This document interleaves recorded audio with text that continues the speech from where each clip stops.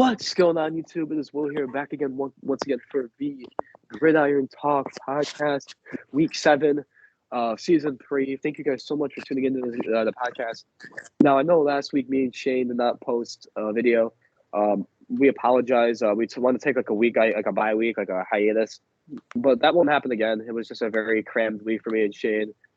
For me, my excuse is clubbing. All right, I'm not going to lie. I was out clubbing. I was out, having a good time. I'm going to leave it at that because my mother listens to this. and Shane, on the other hand, I believe you were doing stuff for football, correct? Yeah, I also had a little bit of family issues as well. So yeah, that was why we expressed that on our social media. If you do follow us on social media, but if not, then we apologize for the inconvenience. And Shane, but how have you been? I've been doing good. Ready to talk some football today. Got a busy weekend again, so this is the first thing I'm doing so far this weekend, and can't wait. I'm doing 3 recordings this weekend for podcasts, so it's gonna be exciting. Yeah, and it's a good week. I'm actually, for those who don't know, I'm in Florida right now. I'm on vacation. I'm going to see the Giants game tomorrow against the Jaguars, which we'll talk about when we're talking about the script and all the games this week. But yeah, it's a very fun week. I'm in, like I said, in Florida, New Smyrna Beach, which is kind of near Daytona. If anyone's familiar with the area, I'm not in like Miami or Tampa or anything like that, but it's about an hour and a half away from Jacksonville. And unlike New York, it's actually nice here right now. So happy to be here. Warm. But it's warm today. It's in the mid 70s right now. Well, not like right now, but it's gonna be today. So it's a little bit. Yeah, I think my mom said stay in Florida's gonna be low 80s, 81, 82, I believe. So. But yeah, Shane, do you have anything else you want to add before we get into the games? No, man, let's get right to it. All right, so as always, we're going to start off with a Thursday night game. The Cardinals beat the Saints, and it was a high-scoring game, 42-34.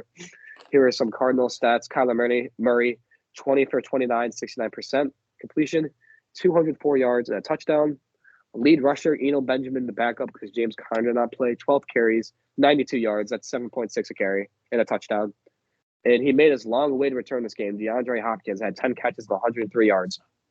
Now, the Saints, Andy Dalton, the Red Rifle, had a terrible game. I know he threw for a lot of yards, but, we'll talk about why he had a bad game. Andy Dalton, 30 for 47. That's 64%. 361 yards, 4 touchdowns, and 3 interceptions. That's just not good. Alvin Kamara had a pretty lackluster game as well. He had 11 carries for 49 yards. That's 4.4 a carry. Chris Olave was the leading receiver with 7 catches, 106 yards. So, Shane, what did you think about DeAndre Hopkins in his first game back from a 6-game PED suspension? I think he looked great. Yeah, I think he looks amazing. He's definitely going to be a game changer in this offense. This offense was kind of lackluster up until his return. Like you said, they scored a lot of points. Kyler Murray, he didn't have a lot of passing yards, but most of it was to D-Hop. So, obviously, the game plan going forward is try to give it to D-Hop because obviously D-Hop is obviously one of the best wide receivers in the league. Yep. So like I said, 2 pick sixes for the Cardinals really set the tone. 2 of Andy Dalton's back-to-back on back-to-back drives, which is kind of crazy. That kind of set the tone, and the Saints were kind of out of it when that happened. Like I said, DeAndre Hopkins played great in his first game back from suspension.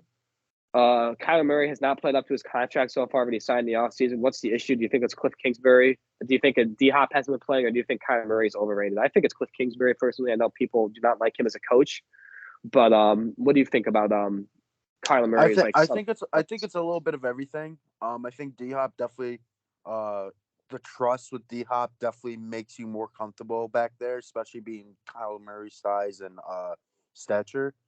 The coaching isn't that great, like you stated. Out of those strings, I think it's mostly the coaching, but I also think it's a little bit of everything. I think there's some mistakes Kyler Murray's made that he usually doesn't do. So I think it's a little bit of everything, but I think with D-Hop back, this offense, they start getting rolling again like they did last year, and I think they'll be okay. Like, they won't be putting up like Chiefs or Bills numbers, but they will be a good offense. Oh yeah, I don't think they'll be anywhere close to the Chiefs or the Bills, but they're still gonna put up some good amount of points. All right, and then again, the Saints have arguably the best rookie wide receiver. Chris Olave will be a star. He's been killing it, and you really can't complain. And my question here, Shane, is a trading question. So the Saints obviously are 2-5. Chris Olave is the future for the Saints at wide receiver. First overall, first round pick. I think they traded up to get him too. Do you see Michael Thomas on the trade block if they're just going to move forward with Chris Olave or no? Because he's always injured. The way I see Michael Thomas is the same way that me and you discussed last night. How I see CMC. I don't think Thomas has much trade value as CMC does, just because CMC, like, we always knew, like, Michael Thomas was good in college, but like he hasn't. I wouldn't say it hasn't translated to the NFL, but his longevity hasn't translated to the NFL like CMC's did when he first started. So I don't know if people want him just because of that. So it'll be interesting to see what teams, if he does get put on the trade block, to see what teams will go there. To reach him. I know it's hard to value him because, like, when Michael Thomas was healthy, he sets a single season reception record, and he was just a beast all around. He won the Offensive Player of the Year at wide receiver. This doesn't really happen that often. Cooper Kupp won this last year, but still, you get my point.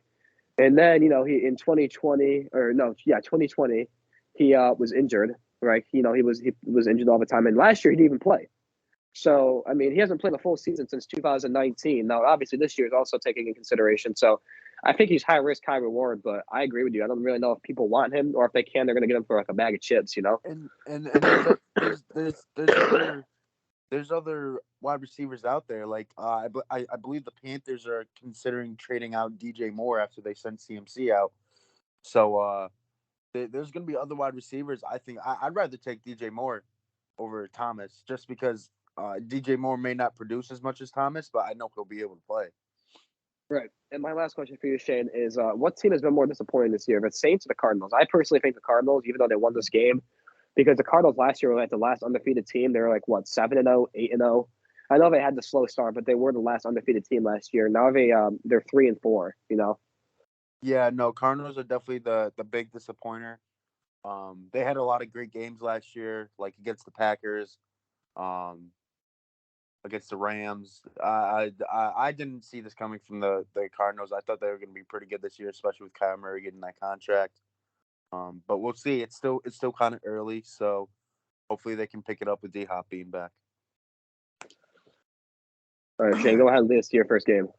On to our next game, we have the Cleveland Browns versus the Baltimore Ravens. Both teams have started off kind of slow. The Ravens have lost 3 games after leading by double digits in the second half, but hopefully Lamar Jackson can finally change that this week versus the Browns. And their defense hasn't really been looking good this year. Obviously, we know about their offense not having Watson and then like Chubb. They have a good running game, but my question for you here, Will, is can the Baltimore Ravens beat the Browns this week, and can their defense hold the lead if they get one?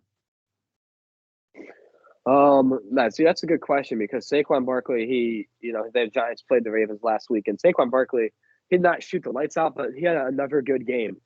From a fantasy perspective and like a player's perspective, he had over, I believe, 100 yards. Don't quote me on that. I know he scored. I know that's a fact.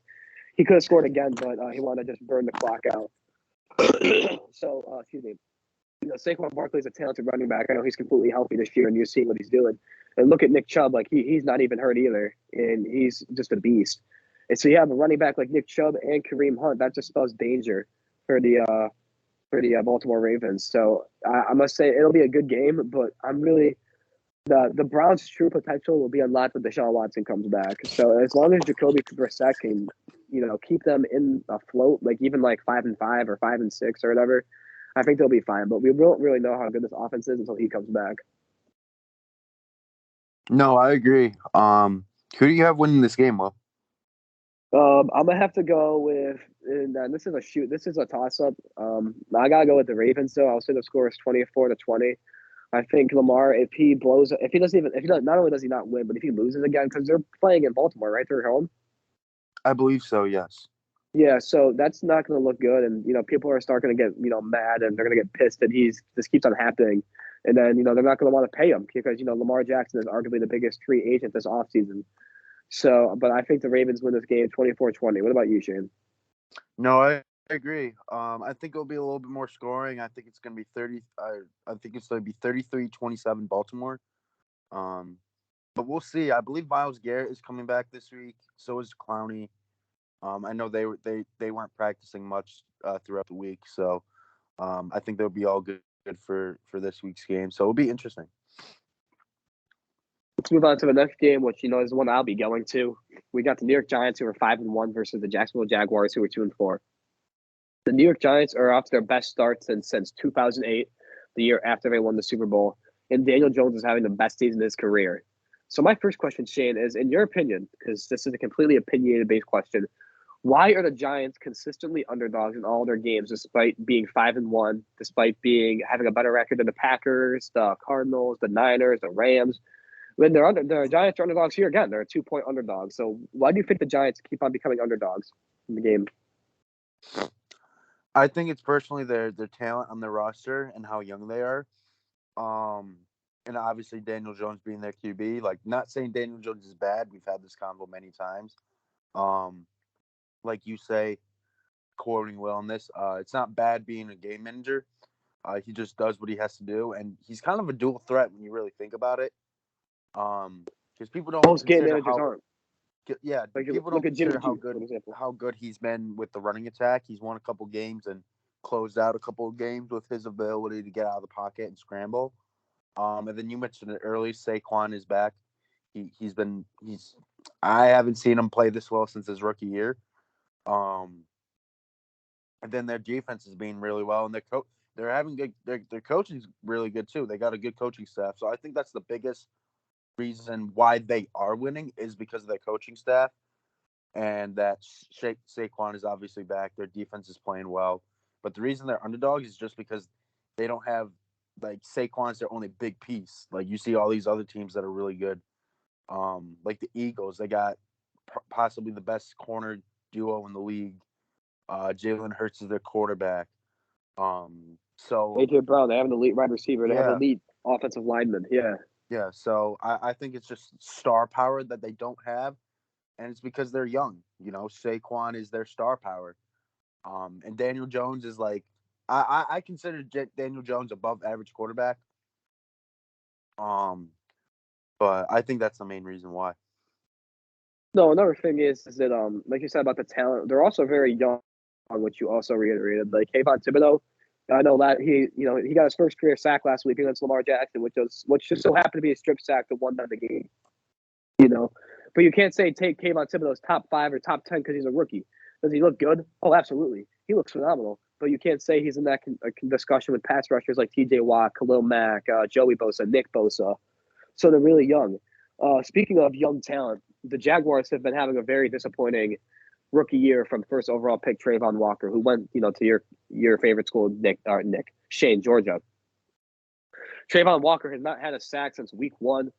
And in the last 2 games, he's had costly penalties, which cost the Jaguars the game.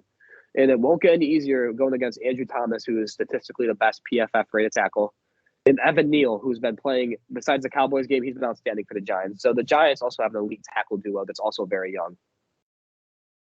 Like you said, Shane, Saquon Barkley is back. He leads the NFL with scrimmage yards with 771. He looks great and is the Giants' offense. He's the heart of this offense. Quick little fun fact: the Giants have never beaten the Jaguars in Jacksonville ever. Their Giants are, again, they've never beat the Jaguars in Jacksonville. And 2 questions for you, Shane: who is having a better season at quarterback, Daniel Jones or Trevor Lawrence? Daniel Jones. I think. Excuse me. Wow. Daniel Jones. He's just doing everything right. He's not really making a lot of turnovers. He's keeping the ball in the pocket. He's staying through. He's escaping the pocket when he needs to be, and he's being smart. So he's playing a lot better. He's also being more accurate. I saw a statistic where over the years he's getting more and more accurate with throwing the football. So that's another big thing that he's doing this year. So I'd definitely go with Daniel Jones 100%. Yeah, Trevor Lawrence has a lot of hype. I don't think it's way too early to call him a bust yet, but in the second year you want him to be taking those leaps. And he's shown flashes of it, but he still hasn't really developed into the franchise quarterback that people expect him to be. And lastly, Shane, who do you think has a brighter future, the New York Giants or the Jacksonville Jaguars? Giants 100%. I mean, no one expected the Giants to play this well this year. And like you said, a big part of it could be because of Saquon and his offensive production. But you guys' defense is stepping up too. You guys, you beat the Ravens. Their offense is pretty steady. You guys also beat the Packers. You guys beat Aaron Rodgers. So, it's not like you guys are beating terrible teams. You guys are beating pretty good, well-rounded teams. So, I definitely say the Giants 100%. Who do you got winning this game? I got the Giants winning this game, 21-13. I got the Giants winning as well, a little bit higher scoring. I got the Giants winning 23-17. But hopefully it's a good game, and I'll take photos and post it on my socials so y'all can see it. But I'm excited to go to this game. I hope they win. You gotta let me know whose quads are bigger, mine or Saquon. Yeah, I'm gonna see it in person, so I'll let you know. All right, on to our next game. We have the Tampa Bay Buccaneers versus the Carolina Panthers. As I discussed earlier, we talked about Christian McCaffrey, CMC. He was traded for a couple of questionable picks from the Panthers to the 49ers. So after a blockbuster trade, I got this kind of like a start off question for you, Will. Is this the beginning of a brand new rebuild for the Panthers after the CMC trade? And that I mentioned earlier, they're looking to trade DJ Moore for a certain amount of value back. Is this a new rebuild for the Carolina Panthers, considering how bad they've been in the last couple of years? 100%. The Panthers have had so much talent the last couple of years, and um, whether you want to blend on a quarterback or their coaching, they just haven't been able to pull it all together. And this year, people were really high on them. They got Baker Mayfield. Matt Rule was going to have a better year as a coach, and both of those things are just not true. So when they traded Robbie Anderson, that was my first sign that, yep, here comes they're going to be a fire sale. They're going to trade mad people. And then they traded CMC. So I think there's only two people who are safe: Brian Burns, and this might be a head scratcher, but I think DJ Moore is going to stay too. And everyone else besides those two, I think they're on potential to be traded. I don't know. I've seen some rumors that DJ Moore wants out, so we'll see. The trade deadline isn't that far away, but we'll see. I mean, anything can happen overnight. So, and then my second question for you here, Will, is can Tom Brady start a hot streak with this dormant offense the Bucks have been having this year? They had a surprising loss to the Steelers last week, but their offense was starting to pick it up. That the Bucks defense kind of just fell through at the end. Wasn't able to stop them on fourth down. So do you think Tom Brady will get this Bucks offense going? I can't really say for sure. I mean, I know Tom Brady is great. He's ageless, but he really is not looking like the same. And for all those people who are like, "Oh, you're a hater," blah blah blah, like it's just statistical fact. Tom Brady does not look like he did last year. Now, whether that's him getting older or because of the issues with him and his marriage, like we don't know. Touchdown wise, you're correct, but he's still slinging the ball. I believe he's sixth in passing yards, and for a 45-year-old hanging around with all these younger quarterbacks like Mahomes, Allen, I can't remember who else was in the top five. Justin Herbert. Yeah, Herbert. I think he was one of them. I think I already mentioned Mahomes, but the point is, you're right. He's down a step, but he's still. I think the Bucks just need to run the ball better. They haven't really been doing that well this year, outside of the Cowboys game, I believe. So this is a good game to start doing it. Last week it should have been a win last week. That game should have never been close, in my opinion. With Mitch Trubisky playing, it should never even happen. Who do you have winning this game, Will? I think the Buccaneers they're not overrated, but I don't think they're going to be a serious contender for the playoffs because of a lot of factors. But I do think they win this game because it's the Panthers. If they lose this game, it'll be really really bad, like really bad.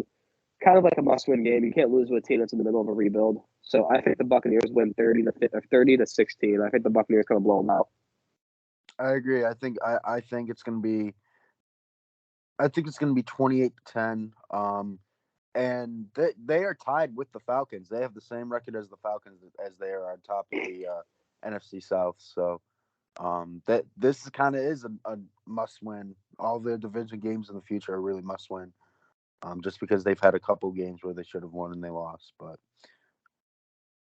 see. So staying in the South, now we got the AFC South. We have the Indianapolis Colts who are 3-2-1. Isn't that funny? 3-2-1. Yeah. The Colts, who are 3-2-1, against the Tennessee Titans, who are 3-2. The Titans historically have gotten dominated by the Colts, but recently it's been the other way around. The Titans have won 4 in a row against the Colts. Matt Ryan had his best game as a Colt last week. But I said, even though he had his best game against the Jaguars, and they had that great win, and Matt Ryan looked great, I feel like the Colts are going on a more run-heavy scheme since Jonathan Taylor is officially back this week. After starting out the season slow, Derrick Henry looks like the king of NFL running backs. Do you agree? Like, do you think Derrick Henry looks good again or no? Oh yeah, 100%. And the Titans, their one flaw is they have been terrible in the second half. They have been outscored 71-14 in the second half. That is obviously terrible. Football is a 2-half game. You can't be good in one half and just be non-existent the other. Despite being good the last couple of years, the Colts' offensive line has been terrible this year. Matt Ryan has been sacked 21 times. However, last week he did not get sacked in the team's win. Do you think that's a factor to why Matt Ryan's been playing bad, is that he's been getting sacked a lot and he's an older quarterback, or no?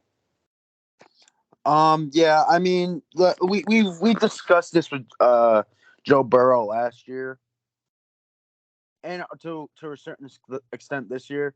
And we saw it during the Super Bowl. If you don't have a good lineman and your O lineman doesn't mesh, no matter how great the star power is, it's not going to work. Quarterbacks need to feel that protection in the pocket when you have 300+ pound men coming at you trying to kill you for that ball. So I think it does. It's a big factor, and I personally know that because I play defensive end, so I see not so much the fear, but the need for protection to feel comfortable back there in the pocket.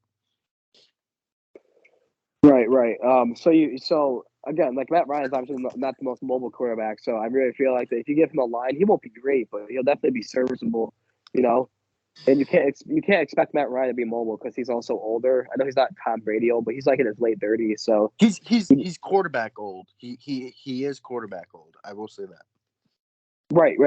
When the Titans, on the other hand, Ryan Tannehill could at least run. Matt Ryan's kind of like a statue. Yeah. Excuse me. No, Shane, my last question for you is, what team has a better chance of winning the AFC South, the Colts or the Titans? See, it's kind of a toss-up because, like you mentioned, with their both teams' quarterback situation, it's tough.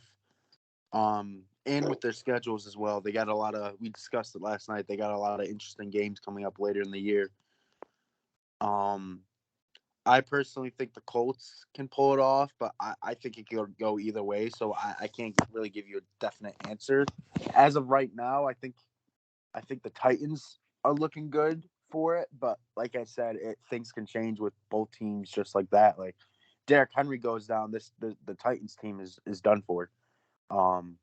So, and then the offensive line for Colts are questionable. So I can't really give a definite answer, but right now I will say the Colts. So you think it's a coin flip, though? It's anyone's division. Yeah, I think it's gonna be. I think it's gonna be close. I think it's gonna be down to the wire all year long. So it'll be interesting. I think it'll depend on the division matchups to see who wins the division.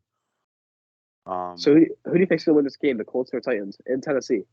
In Tennessee, I'm gonna go with Tennessee. I'm gonna go with a low scoring game. Like you said, I think it's gonna be run heavy on both sides. I think it's gonna be 21-20 Titans. I'm gonna have to disagree. I think Jonathan Taylor coming back is what the Colts need to provide a spark for their offense. I think the Colts win this game 24-20, but this is definitely a very underrated game this week, and it has potential to be pretty good. So, but like I said, I got the Colts winning. Oh, we'll see. It's going to be interesting. On to our next game, we got the Atlanta Falcons versus the Cincinnati Bengals. Both of these teams, it's a big game for both teams. The Falcons are coming off an impressive win over the 49ers to get to 3-3, like I mentioned during the Bucs game we discussed. The Bengals are starting to get the offense going. Joe Burrow, Jamar Chase, their offensive line is looking a lot better. So it'll be interesting for them to go against a very underrated Falcons defense. My question for you here, Will, is do you think the Falcons are better than their record, or do you think their 3-3 record is a little bit of luck Do you think they should be tied for first place in their division? Pretty much is what I'm asking you. I don't think they're overrated. I think right where they are is a perfect evaluation of their talent. So I mean, I guess neither. I think the reason why they're tied is because the Bucks have been struggling, but I think 3-3 is fair. This team's very young.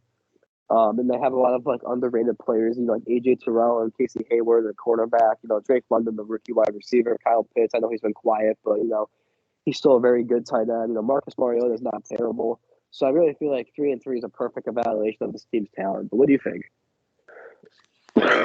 I mean, I don't think they should have beaten the 49ers last week. So I think they're more of like a 2-4 type of team, but like obviously anything can happen on any given Sunday. Everybody's always said that. It's true. So I don't think they're too overrated for their record, but I don't like, because they're starting to get a little bit more hype for their worth, in my opinion, but I don't think the winning streak will continue. I think the Bengals, they're coming off of a couple good games. Their offense is playing a lot better, and I have the Bengals winning this game. I think Joe Burrow is going to throw for 300 plus yards again. I have them winning 31-14. So you think this is gonna be a blowout? I think it is. I think Joe Burrow is gonna stomp on the Falcons. How good do you think the Falcons are compared to last year? Better or worse? That's a good question. I want to ask you. Um, at this point in the year, I think they're a lot better. Throughout the first 6 weeks, because I believe last year they started out 1-5. Because I do remember us talking about how bad they were in the beginning of the year, and then they kind of picked it up in the second half of the season. Um, so right now, with the Falcons are looking a lot better than they did last year. Um, I don't know if it's better coaching or what they did. I don't think it was Marcus Mariota. I don't think he was the game changer, but they're looking a lot better than they did last year at this point. But it'll be interesting seeing where they end up this year. Yeah, I'm gonna have to agree with you. I think the Bengals do win this game. I think it's a little closer though. I think the Bengals win 30-20. But yeah, the Bengals look good. They finally look like the team that won the AFC last year. But I think the Bengals are going to go on a run, and they're going to prove why they're a top tier AFC team. So the next game we got is a tale of two teams who have been mediocre, to say the least. And one of them was not supposed to be mediocre. The Green Bay Packers, who were 3-3, versus the Washington Commanders, who were 2-4. Excuse me. The Packers are currently on a 2-game losing streak. They lost to the Giants and the Jets. Something that rarely happens with Aaron Rodgers and company. Luckily, they play a lowly Washington team with a lot of locker room drama and a backup quarterback playing. Like people want the Dan Snyder, the owner of the Washington Commanders, to sell the team, and there's a lot of drama going on. So I really feel like that will affect their play, but we'll get into that later. After last week's loss to the Jets, it was the first time the Packers under Matt LaFleur has lost back-to-back games, which is astonishing. That's just kind of hard to believe.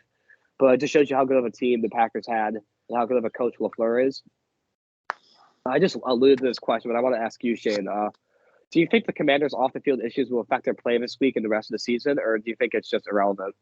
I think it's irrelevant because they're just not a great team. When it comes to bad teams, I don't think off the field issues really make a difference because they just don't have the talent to win. I know they have Carson Wentz and I know they have Chase Young, but this team just does not mix well. Their personalities don't. Whether that's from off the field drama, you could say it could affect their personalities and how they like each other, but how each individual plays, I don't think it's going to affect them. But I don't know. There's just something about this team that just like you said, it just screams and smells mediocre. So, it'll be interesting to see how well the rest of their season goes, especially with all the drama they're having as well. Now, one thing the Commanders do have that is looking good for them is their defensive line. Again, sorry if I sound sick. My allergies are kind of kicking my ass, but that's why I sound very under the weather. But anyway, so Jonathan Allen, Montez Sweat, and Deron Payne are all excellent at getting at the quarterback. If there's one, like I said, one good thing the Commanders do have, they have a great defensive line. And this will only get better when Chase Young comes back from his ACL tear. I don't know when he is coming back, but hopefully it's soon because he is a game changer for the Commanders. And lastly, Shane, my last question for you is: even though the Packers are 3-3, do you still think they can be considered an NFC favorite to make the Super Bowl? Yes or no? NFC, no. I don't think they have. I don't think they have the talent to get through the whole NFC throughout the playoffs. I think eventually the young offensive talent that they have won't be able to step up. We've always talked about how Aaron Rodgers has always had big time wide receivers. You know, Jordy Nelson, Devontae Adams. Who else? Greg I'm missing Jennings. some. Yes, I think I'm missing one more. Anyways, they have a young group. Yes, they've been able to do throughout the regular season, but the playoffs are way different.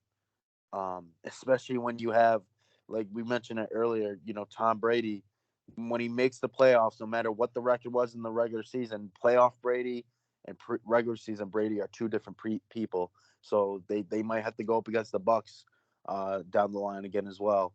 The Eagles are looking good. The Cowboys are looking phenomenal this year. Like you said earlier, the Giants are underdogs. They can make it into a wild card spot.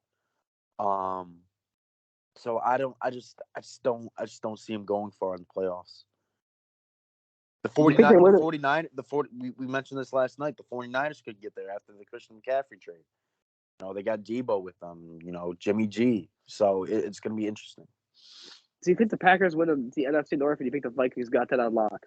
I think that's another thing. The Vikings are also a very good looking team. I think it's going to be. I think this, just like the AFC South. I think the NFC North is going to look very compact throughout the year, like very close between the Vikings and the Packers. Obviously, the Bears are out of it. The Lions are starting to look like they're falling behind. So I think it's between the Vikings and the Packers.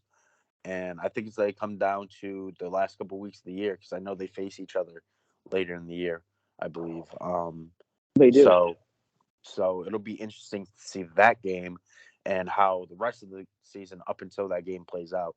Because I think if both teams stay hot, I think it comes down to that certain game. So it'll be interesting. Who do you got win this game against the Packers and the Commanders? I still got the Packers in this game. I know it sounds cliche after kind of rating on them for the past minute and a half, but it's against the Commanders. I mean that's my reasoning. There's perfect reasoning. It's the Commanders. If the Packers lose this game, there's definitely some questions I'd like to ask Mr. Rogers, but I have full confidence that they win this game. They say it's going to be a little bit of a blowout, 31-10. I got the Packers winning as well. A little bit closer game, 24-13. Green Bay gets the W over the Commanders. All right, on to our next game. We just mentioned both of these teams. We got the Detroit Lions versus the Dallas Cowboys. This week is the return of Dak Prescott since week 1. And it's coming against the Lions, who have really started to struggle when it comes to their defense. They have allowed a lot of points so far this year. I believe that 30th in points allowed. The Cowboys offense has been steady under Cooper Rush since Dak's absence, and the big thing that's keeping them going is the Cowboys defense. Micah Parsons, Lawrence, they're all, the defense is just filled with a bunch of dogs, as I like to call them. This is a connection question for you, Will. Can the Cowboys finally take some heat off of their defense for the most part, as their offensive weapons, mainly Dak, are coming back and going to be in full effect? So, if I just want to clarify, so you're saying, will the Cowboys' offense take some pressure off their defense? Yeah, because you can't deny the Cowboys' defense is what kept them from winning. I mean, obviously Cooper Rush did what he had to do for the Cowboys' offense to stay consistent, but you can't argue the Cowboys' defense is the reason why they didn't lose a game. They lost last week to the Eagles. Besides the Eagles. Yeah, no, I think that's a great point. I think even in the last couple of years, that's been their one weakness is the Cowboys defense. But slowly they've been making it better. You know, they acquired Trayvon Diggs, he's a little overrated, but he's not terrible. He's actually doing a lot better in coverage this year. They drafted Micah Parsons, who was a star right out of the gate. You know, they kept DeMarcus Lawrence, stuff like that. So their defense is slowly getting better, and I really feel like that's a key factor for the Cowboys. And I feel like this is a good game for their offense to get back into the swing of things because, as you said, the Lions' defense is terrible. So I think this is a great game to get Dak into it. Get Zeke more up to pace. Stuff like that. Would you agree or? Yeah, no, I think this is a good, like you said, good startup game for the Cowboys offense. The Cowboys offense, I mean, they've been good so far this year, but obviously they've been limited without having Dak. So now they can open up the playbook a lot more with Dak. So it's going to be interesting to see what we see from the offensive side of the ball. But like you said, the defense was always the kryptonite for the Cowboys over the past year, like we'll say like 5 to 10 years. So, and now they're finally good. So maybe that was what the Cowboys always needed was a good defense because they've always had a good offense. But who do you have winning this game here, Will? I like the Lions. I think they're a lot better than their record shows. The fact that they have one win is crazy, but I can't go against the Cowboys. I think the Cowboys win in a shootout, 35-30. And the Lions need to get a new defensive coordinator because this team has way too much talent on the offensive side of the ball to be a one-win team. What do you think? Who do you think wins this game? No, I agree with you, Will, on both standards. I think the Cowboys do win this game. I think it'll be a shootout. I do think it's going to be a little bit less scoring, though. I think it's going to be 28-24 Cowboys. But the Lions have a lot of talent. Like you heard me say it earlier in our first couple of weeks of doing the podcast this year. You heard me have a lot of good things to say about the Lions, and them only have one win to show for it so far. Makes me look like an idiot, and it makes the Lions fans look like idiots because they're a lot better than the record shows, and you can see it on the field. It's just they need better coaching, in my opinion. So it'll be interesting to see how things play out. And in a division where I wouldn't say it's a bad division, but so far this year, the division overall has been mediocre for every team. Outside the Bears, they've been terrible, but it's going to be interesting to see how their season plays out. How many more games you got, Shannon? I have three more. All right, three more too. All right, so you have both of the prime time games. So I'll do my one, then you'll do your one. But I'll do two in a row, then you do two in a row. All right. All right. So the next game we have a very surprising team. Both of these records were supposed to be flipped in the preseason, but they're not. We got the New York Jets, who are 4-2, versus the Denver Broncos, who are 2-4. Now, these have two dominant defenses. Despite Russell Wilson playing like really bad, like poorly, the fact his Madden overall is a 79 is really crazy. But one thing the Broncos do have, their defense is insane. Same thing with the Jets, but the Jets defense is also very super underrated as a unit. The Jets have one of my favorite players in the NFL, in Sauce Gardner. I love him. I think he's a beast. I think he has so much swagger. He brings the right energy the Jets need for the culture, and he is a superstar at quarterback, and he is great. As we said in the past, the Jets' future is super bright. They arguably have the front runners for the offensive rookie of the year and running back Breece Hall, and defensive rookie of the year and Sauce Gardner. So the Jets' future looks, again, really, really bright. My first question for you, Shane, is why is Russell Wilson struggling? Do you think he's just not good anymore, or what do you think the reasoning is? I mentioned this earlier in the year. I don't think he's playing the same way that he played in Seattle. And then I think it also has to do with coaching. He doesn't like those years in Seattle. He always had a good running back and he had great wide receivers. He's got good wide receivers now, but it just feels there's something different about the Broncos team compared to the Seahawks when he was in his prime. I mean, he's not that old. He's like what, 32, 33? Yeah, he's in his 30s. Yeah, he's early, in his early low 30s. he's his low 30s. I believe he's 31 to 32, but and like for Russell Wilson, like I mean maybe him being a dual threat all of his career is kind of finally catching up to him. But even then, he can turn into a pocket passer and he can fling the ball, as we both know. Former Super Bowl winner. He's been to 2 Super Bowls. I believe he's been Offensive Player of the Year or Offensive Rookie of the Year. Um, he knows how to win. He's a winner. He's always won games. And the past 2 years, it seems like he hasn't really done a lot of winning. So it's interesting to see if it's the coaching. We know in Seattle it wasn't the coaching, obviously, with Pete Carroll. It was more talent-wise in Seattle. And now he went to a team with talent, and they're still not winning. So I don't know what it is. I think it's the coaching, if I had to guess. But what do you think it is, Will? I think it's a little bit of both. I don't think Russell Wilson is as good as he used to be, but the coaching it doesn't help either. Like I think their coach is a monkey. Like he's an idiot, and I don't really think that helps the Broncos. But again, like I said, like Russell Wilson's not top 10 anymore. You know what I'm saying? Like he's not that good as he used to be. But there's just no excuse why this team is 2-4, and the fact their offense can't score with all the talent. They got Russell Wilson, they got Cortland Sutton, they got Jerry Jeudy. They got, I know he's injured, but Javonte Williams, Melvin Gordon, Latavius Murray. Like, there's just so much talent on this team that they should not be a 2-win team. So I got to go with coaching. But Russell Wilson's not innocent either. Yeah, no, I agree. Who do you have winning this game, Will? But I got one more question. Elijah Moore, second-year wide receiver, has requested a trade for the Jets, and he's not playing this week because of it. Robert Saleh, Jets head coach, he said he's not going to get traded, but there's always they say that, but they end up getting traded anyway. So if he does get traded, what team do you think should make a move for Elijah Moore? What team are you thinking? The Giants, the Packers? Like what team could use a receiver, a second-year receiver like Elijah Moore? Honestly, you might call me crazy and kind of bias here, but I think the Bucks are a good team that he could fit in. Obviously I know they have Julio Jones and Chris Godwin and Mike Evans, but Julio Jones is getting old. He's not going to be around a lot. Chris Godwin's been filled with injuries the past, like towards the end of last year and beginning of this year.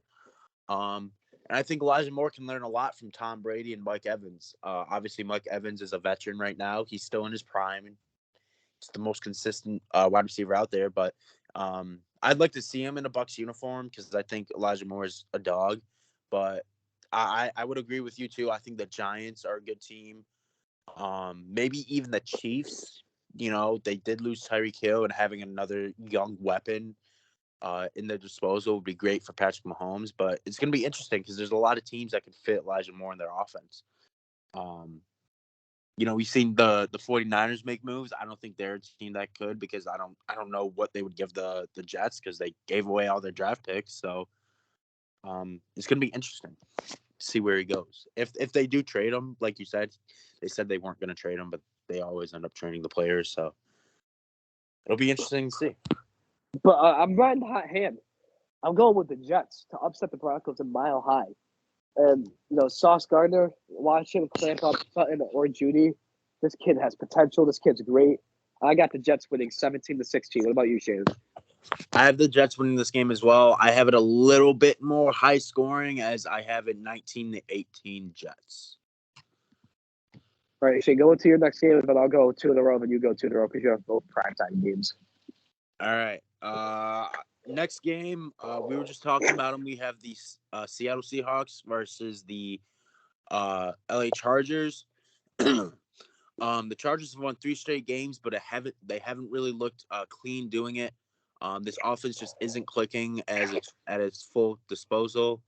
But that might change against the Seattle's defense. They quite possibly are the worst defense in the NFL. But if the Chargers don't stop the run, Geno Smith in Seattle could be around to hang with an upset. So my question for you here, Will, is obviously the Seahawks record isn't, the greatest. They haven't been winning games, but they've been keeping games close with Geno Smith as quarterback. Do you think Geno Smith is underrated at his age with this offense, or do you think this is just luck that the Seattle's just putting up points? I don't think it's luck. Because they've been obviously they haven't been winning because of their defense. Like we said, they have possibly the worst defense in the league. But if they've had a better defense, they could have a way different record than what they have right now. Yeah, they're tied for the lead in the NFC West. But they have a better record than the Broncos, which is really crazy. I think Geno Smith is very underrated, but it's just the bigger thing is it's sad because he's been a veteran in the league for 8 or so years. He was on the Jets, and he was the Giants backup, the Chargers backup, and everyone always just wrote him off and he sucked. And now he's on a team with good coaching, with Pete Carroll, Hall of Fame head coach, at two levels, at USC for college and now the Seahawks with the NFL. And now he's showing that, is he the best? No, he's not the best. Is he good? Is he solid? Oh, absolutely. I think he's better than like Marcus Mariota. I think he's better than Davis Mills, just to name two. Carson Wentz, I think Geno Smith better than Carson Wentz, just to name a couple. But he was always written off as like going into the year, he was easily the worst starter in the NFL, unanimously. Oh, Geno Smith, he's the worst. I mean, he almost didn't become the starter. Like Drew Lock almost became the starter. Now Geno Smith has it, and I just think the bigger story is, like I said, it's sad because he never had his chance until now, and now he's proving to people that he's not that bad. Well, what do you think? I agree with you. Like you said, they wrote him off, but he never wrote back. Yeah, literally. No, I love that quote. That's probably one of my favorite quotes now. It's kind of like you said, it is kind of sad, but it's kind of inspirational to see that he can still do everything. Like if this Seahawks team does not have a lot of talent on offense outside of DK Metcalf. So it's crazy to think that someone like Geno Smith, and like when I say that, I don't mean like Geno Smith sucks. I mean like you said, he's not the best, he's not the worst. He's your average game manager type of quarterback. And it's crazy that he's putting up points with this offense. Like, it's insane. Like, they've put up 30 points in multiple games. Like, Tom Brady hasn't done that with the Buccaneers this year. So, like, it really puts it into perspective how well this offense is going, but it's unfortunate because the defense is being 10 times worse. So it's kind of risk versus high risk, high reward type of thing. You can have a great offense, but your defense is going to sell at the end of the game. I think the Seahawks, let me just say real quick, I think the Seahawks scheme is good for a quarterback because they have DK Metcalf and Tyler Lockett. Tyler Lockett's another very underrated receiver. And they got Noah Fant, who's a solid tight end, and Kenneth Walker, the rookie from Michigan State. He's been playing good too. So I really feel like the system itself is great for a quarterback. Yeah, I mean, I agree. I think that's a big reason why their offense is really playing well. Like you said, Pete Carroll's an amazing coach. He's a really great. Like, people think of him a defensive minded coach, but lately he's been having to be offensive minded because their defense just they don't really have a lot of people. Legion Boom isn't there no more, obviously. So I think the Seahawks, what they need to do is they need to draft for their defense this year, and then within the couple years, I think they'll be back on top of their division. So, who do you have winning this game, Will? Against the Chargers, I know we didn't really talk about them, but the Chargers just have way much better talent both sides of the ball. Keenan Allen should be coming back. But like you said, like I said on the defensive side, Khalil Mack, J.C. Jackson. I know he's been a little bit slow, but I think he'll kick it off. Derwin James, Joey Bosa. I know Joey Bosa's hurt, but the talent on their team is just overall better. So I gotta give the edge to the Chargers win this game, 31-24. But this is going to be a very surprising game. It won't be a blowout. Yeah, no, I think excuse me. I think it's going to be close. I think the Seahawks are going to keep it close like they have so far this year. I think it's going to be 30-29 Chargers. So Shane has both primetime games. So let me go into the last two games that aren't primetime. We got the Houston Texans, who were 1-3-1, versus the Las Vegas Raiders, who are 1-4. Now, both of these teams are coming off a bye, and one of these teams, they both have one win, but one was expected to be a bad team, the Texans, and one was not, the Raiders. So it's interesting to see that both of these teams have one win.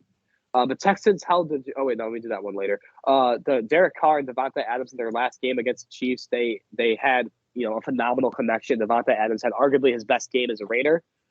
Expect another great game from Devontae Adams with rookie quarterback Derek Stingley Jr. on him.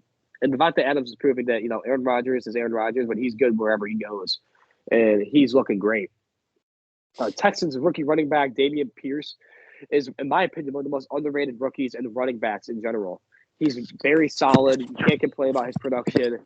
I think that the Texans haven't had a good running back since like Arian Foster, which is a long time ago, and he might be the next good running back for the Texans. Would you agree? I mean, I haven't really seen much of his play, if I'm being honest with you, so I can't really say anything. But I'll definitely check out his highlights so far this year and his college highlights. Um, but from how you're stating it, he could be. Like I said, I haven't seen too much. I've seen highlights of him. He's not a bad. I'm not saying he's a bad running back. I think he just needs to prove a little bit more. It doesn't help being on the Texans with their offensive line. Their offensive line isn't that great. And he's also a rookie, so you know how rookie running backs usually land into the NFL. They're either really good or they're really bad. So it's going to be interesting to see how well he plays the rest of this year and the next year or two coming forward. Saquon Barkley's a perfect example. He went off in his rookie year. Same with Nick Chubb. Kareem Hunt, I believe he did the same as well. So a lot of main stage running backs right now in the NFL went off in their rookie year. It took Derrick Henry a little bit to get going. So it's going to be interesting to see how well he plays. So I got two questions. The first one is: last time the Texans played, they held the Jaguars to 6 points. Do you think they do that again with a great, more talented offense, or do you think they only did that because it was the Jaguars? It's hard to say. I think they hold them under 20 this game. I don't think it's going to be 6. I think it's going to be around 18 points they give up. But I don't think they give up, 6 points. I think they give up more than that. All right, my last question for you, Shane, is: do you think the Raiders are still capable of making the playoffs, or is it too late because they're 1-4? I don't think it's too late, but I think they need a little bit of help from other teams in the division, like the Broncos. They haven't been playing well. Obviously they're not going to catch up to the Chiefs. Like I no way they're going to do that. And then the Chargers, Chargers have been playing sloppy lately. They're still winning, but they're playing sloppy. So I think they need some help around the NFL for them to make it to the playoffs. And when they do make it to the playoffs, I think they'll be okay. Up until I don't think they're going to make the AFC Championship game though. So I think they'll be okay going throughout the rest of the year. I think they'll be a wild card team, but I think they'll be okay. Who do you got winning this game between the Texans and the Raiders? I have the Raiders. I solely have the Raiders. I have them winning. I have it a little bit low scoring. I have it 18-10. I don't think a lot of points are going to be scored in this game. I do think Devontae Adams is going to ball out though. Derek Carr and Adams, they're a great duo. You saw what they did in college. I think they're going to go off in this game, but 18-10 Raiders. I got the Raiders winning as well. I think they're going to score a little bit more points than Shane said. I think the Raiders win 27-10. All right, my last game before we go into Shane's last two games is the Kansas City Chiefs, who are 4-2, versus the San Francisco 49ers, who are 3-3. Christian McCaffrey is making his 49ers debut. This offense is scary. They got Christian McCaffrey, they got Deebo Samuel, Brandon Ayuk, a Hall of Fame left tackle, Trent Williams, George Kittle. Where's the question mark? It's the quarterback. It's Jimmy Garoppolo, but we'll talk about him a little bit later. This is the first time these two teams have met since Super Bowl 54, which obviously the Chiefs won. Can the 49ers get their revenge with a similarly strong defense? Yes, I actually think the Niners are going to win this game, mainly because Christian McCaffrey got traded there. If he did not, I think the Chiefs win, but I think he's the X factor here. He just has to stay healthy, which I think he will. I just have this sneaky suspicion that he will. The 49ers defense needs to bounce back, but they play a great offense, so that's going to be kind of hard to. Granted, they are injured. They still need to bounce back. The Falcons dropped 28 on them. But like I said, they had a lot of injuries last week, and they're going to get two people back, like I'm about to mention. But first thing, Shane, is what are your thoughts on the Niners with Christian McCaffrey? Do you think they're great or no? I think they can be great. I don't think they will be great, though. I've never been high on CMC and lasting long without injuries. Pause. It's just I remember him being more injured than him playing. So I think this offense can be great. I think the hype around this offense now is true. It's just a matter of can CMC stay healthy. are they gonna give him the ball too many times like they do with Debo? But Debo's durable. CMC is not.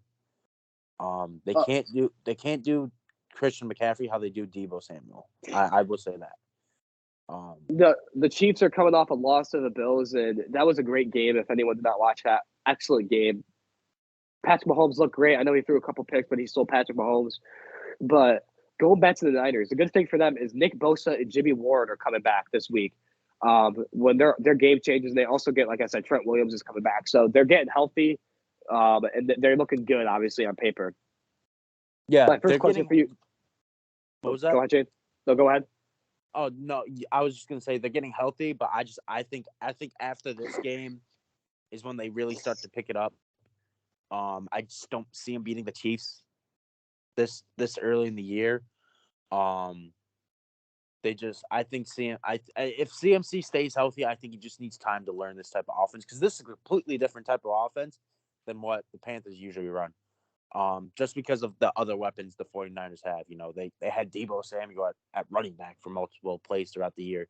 The jet sweeps, the play action, jet sweeps, all that fancy trick play stuff they have here at the San Francisco. It's going to be interesting.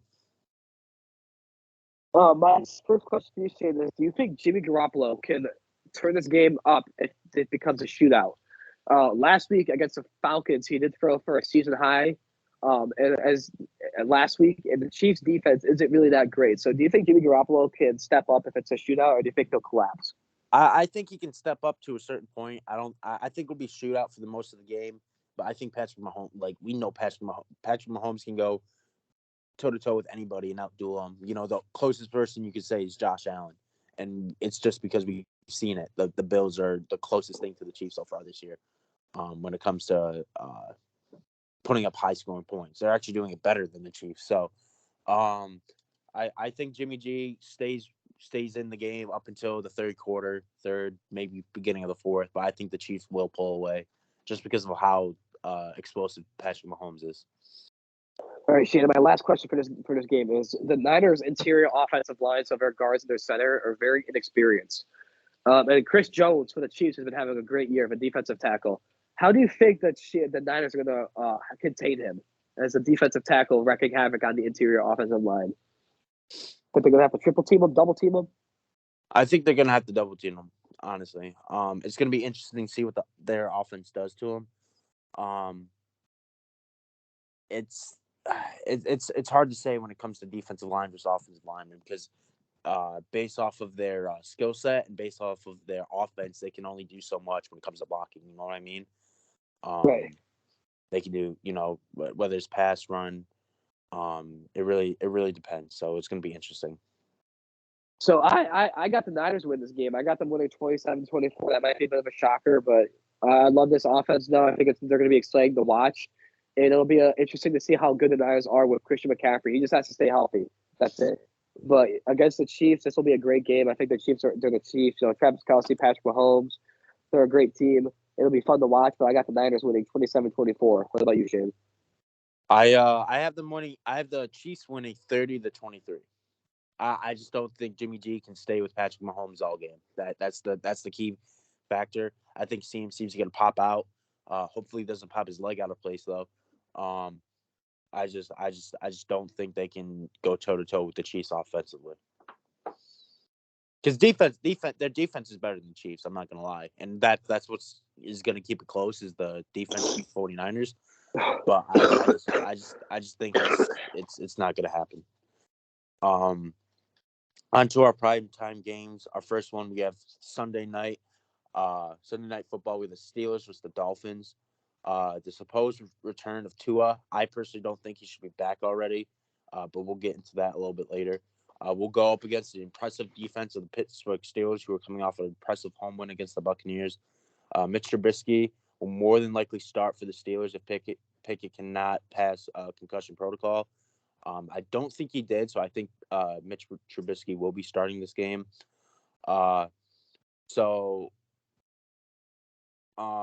Unfortunately for the Dolphins, obviously we know what's been happening with Tua the past couple of weeks with the concussions and all the drama behind it with the doctors and the all that BS. Um, is can the Dolphins D step up so Tua doesn't have as much pressure on him coming back to be impactful? Um, or do you think the Pittsburgh continue their surprising winning ways and pull an upset against the Dolphins? Shane, Yeah, can you hear can me? you hear me? Yeah, can you hear Yeah, me? yeah, I can hear you. Oh, okay, that was weird. Uh, I think the Dolphins are going to win this game. I think Tua. He's playing a weak secondary. I know the Steelers defense played good last week, but their secondary has been just bad. So I think with all the weapons Tua has, with Jalen Waddle and Tyreek Hill, I mean, that's all you really need. And I really feel like that Tua is going to get the Dolphins back on their winning ways because they were 3-1 with Tua Tagovailoa, and then they haven't won since he got hurt. So I really feel like he needs to come back, and he's playing a weak secondary. If hopefully he's fine though to play. I don't know if he should be playing or not, like you said, but if he actually is 100%, he is playing. But if he actually is, and he's just like not lying or whatever, I feel like he is the game changer, and because he's been good this year. I mean, he's been really good. So I think he is the changer though. What do you think though? Do you think Tua's going to play good or no? It's hard to say, man. Personally, because you know me obviously personally. Everybody knows me, and you were close. My opinions when it comes to concussions. I've been through a lot of them. I've been into a position where I've had a serious concussion where it's led to questionable future on playing football. Um, so I don't. I think it's like just the way he got the concussion, just the way his body reacted after the hit. I don't think he should be back this early. I think they need to have him go through another concussion protocol, because concussions last a while, whether people want to believe it or not. It's not something you get concussion. Oh, I'll be fine for 2 weeks. Like no, there's severities of concussions. So I think his is more severe than a lot so far. Um, but we won't know till we see him play. So unfortunately, it has to be that way. But I do have the Dolphins winning this game either way. Um, I had the Dolphins winning this game 28 to 14. I think the Dolphins are going to win as well, 28-17. But one thing about the Steelers that's been very disappointing is Najee Harris. He has not looked good this year, and I don't know what happened, but he just doesn't look good. Yeah, I don't know if it's the hype behind Pickett or what it is, or if they're changing the offense around Pickett. I don't know, but they need to find a way to get Najee Harris more involved, I should say, more dynamic, more impactful. Um, so it's going to be interesting to see. On to our last game this week. We have the Monday night primetime game between the Chicago Bears and the New England Patriots. The Patriots have made improvements on the defensive side of the ball lately. Um, Obviously, we know about the Bears. They can't score points. Their defense is better than their offense, but their offense isn't playing better. Um, they're just not playing good. Like plain and simple, the Bears are being the Bears. Um, I don't know if it's changed since I checked up on it last night. Um, the Patriots do not know who they want to start, whether it's Bailey Zapp or Big Mac Jones, as I like to call him. Um, so my question for you, who do you know who's going to start, or who do you think is going to start? And how how bad do you think how bad of a position do you think the Bears are in right now? I think most likely Mac Jones is going to start. But I mean, if he doesn't start, then Bailey Zappi has been winning game. So it really doesn't really matter who starts. I think, like again, Because they win I personally, regardless. I a little spoiler. I personally think the Patriots going to win no matter who their quarterback is. This like they Yeah, could that's what throw I was me gonna out. say. They could throw me out there at quarterback right now, and I think we'd still win this game That's what against I the was gonna Bears. say. It doesn't really matter who wins. They're gonna win regardless if it's Bailey Zappi or Mac Jones. But what did you say? Do I think the Bears are screwed? Yeah, dude, the Bears are terrible. I'm sorry to be blunt with it, but they're just not a good team. The fact they beat the 49ers is crazy to me, but this team is just terrible. And if you want to make it on coaching or Justin Fields, because Justin Fields is the most defended quarterback in the NFL.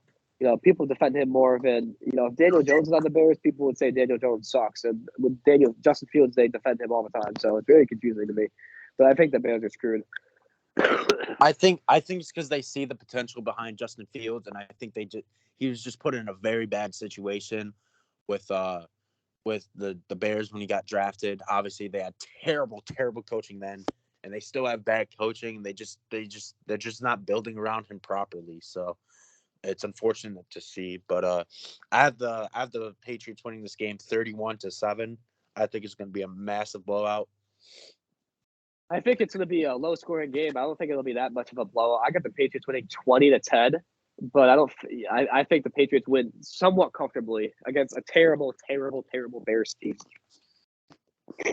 So that wraps up week 7 of the Gridiron Talk Podcast. Thank you all so much for listening. I would keep on talking, but as you guys, like I said earlier, I don't really feel too good, so I'm going to go in and take a shower and stuff, but I will be posting photos of the Giants game on my Instagram and my Snapchat. So if you do follow me on that, just go ahead and give me a follow. But Shane, do you have anything else you want to add before we wrap up this episode? No, but well, I mean, if you guys do listen to other podcasts, check out for mine. I'll have, I believe, 2 coming up this week because I did not do one last week. I have 1 episode on it already. It's called the Ryder Rocket Podcast. I post on Spotify, and I'll post it to my Instagram, my Snapchat as well. So you can go ahead and follow that. Primetime_Shane is the tag for Instagram. But yeah, thanks for joining in. Me and Will, whether you guys want to believe it or not, me and Will actually put a lot of time into putting out our scripts and watching the NFL so we can give you info on them from a week-to-week basis. So and the reason why this felt rushed is I don't feel good. You know what I'm saying? That's why it's a little bit shorter this week because I don't feel good. But yeah, I don't want people to think, oh, we're rushing it because they don't want to do it. Like, no, I think you guys can probably tell by my voice. So my allergies are really just destroying me right now. Pause. Yeah. And plus, we're very busy this weekend for both of us. Yeah, like I'm literally on vacation. I'm literally in Florida right now, not in New York. So that's been concluded. Stay tuned for next Saturday's episode where we go over the next week of football. Stay tuned on our social medias to see anything else that's changing with it. All that stuff. Check out Shane's other podcast. Obviously, leave a like, comment, subscribe, share with your friends and family if they also like football. And again, thank you guys so much for listening. Have a good weekend, guys, and go Giants.